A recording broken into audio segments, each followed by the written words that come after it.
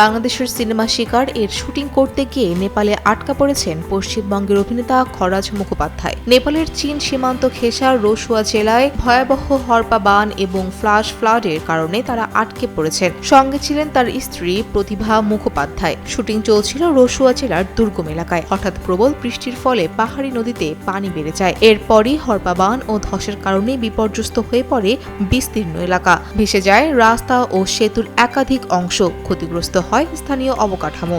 গতকালের ঘটনার পর অভিনেতার সঙ্গে যোগাযোগ করতে পারছিল না তার পরিবার। শেষে পশ্চিমবঙ্গের গণমাধ্যম আনন্দবাজার এবং এবিপি আনন্দের সঙ্গে কথা বলেছেন খরাজ।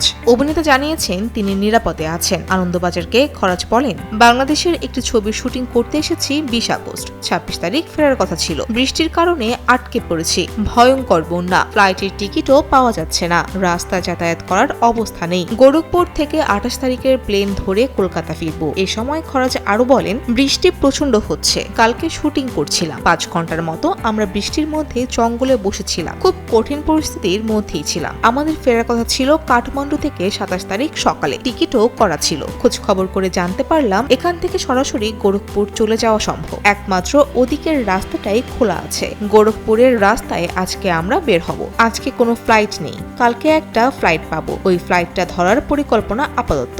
একই ছবির শুটিং এ রজতা ভাও ছিলেন। এই ছবিতে নায়িকা হিসেবে দেখা যাবে অপু বিশ্বাসকে। ফৌজিয়া ফারিহা, টেলিসান।